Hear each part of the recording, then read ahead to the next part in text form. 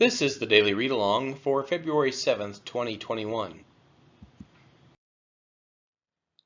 1 Corinthians chapter 7. Now concerning the matters about which you wrote, it is good for a man not to have sexual relations with a woman.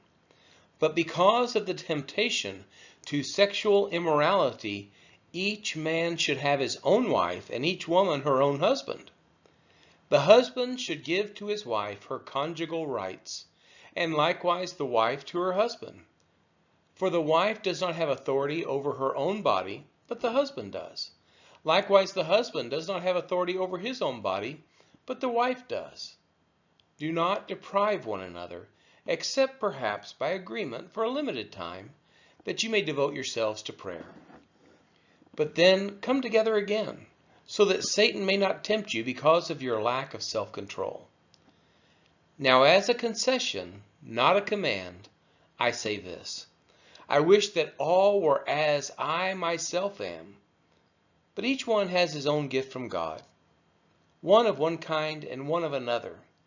To the unmarried and the widows I say that it is good for them to remain single as I am. But if they cannot exercise self-control, they should marry. For it is better to marry than to burn with passion. To the married I give this charge, not I, but the Lord. The wife should not separate from her husband. But if she does, she should remain unmarried or else be reconciled to her husband. And the husband should not divorce his wife. To the rest I say, I, not the Lord, that if any brother has a wife who is an unbeliever, and she consents to live with him, he should not divorce her. If any woman has a husband who is an unbeliever, and he consents to live with her, she should not divorce him. For the unbelieving husband is made holy because of his wife, and the unbelieving wife is made holy because of her husband. Otherwise your children would be unclean. But as it is, they are holy. But if the unbelieving partner separates, let it be so. In such cases, the brother or sister is not enslaved. God has called you to peace. For how do you know, wife, whether you will save your husband? Or how do you know, husband, whether you will save your wife? Only let each person lead the life that the Lord has assigned to him, and to which God has called him. This is my rule in all the churches. Was anyone at the time of his call already circumcised? Let him not seek to remove the marks of circumcision. Was anyone at the time of his call uncircumcised? Let him not seek circumcision. For neither circumcision counts for anything nor uncircumcision, but keeping the commandments of God. Each one should remain in the condition in which he was called. Were you a bondservant when called? Do not be concerned about it. But if you can gain your freedom, avail yourself of the opportunity.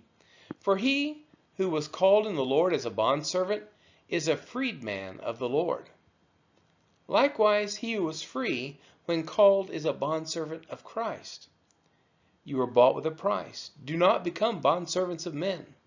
So, brothers, in whatever condition each was called, there let him remain with God. Now concerning the betrothed, I have no command from the Lord, but I give my judgment as one who by the Lord's mercy is trustworthy. I think that in view of the present distress, it is good for a person to remain as he is. Are you bound to a wife? Do not seek to be free. Are you free from a wife? Do not seek a wife. But if you do marry, you have not sinned. And if a betrothed woman marries, she has not sinned. Yet those who marry will have worldly troubles, and I would spare you that. This is what I mean, brothers. The appointed time has grown very short.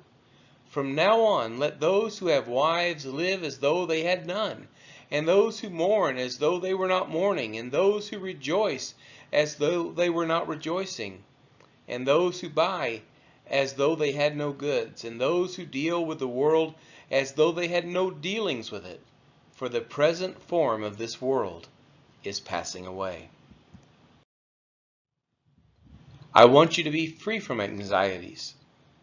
The unmarried man is anxious about the things of the world, how to please the Lord. But the married man is anxious about worldly things, how to please his wife, and the interests are divided.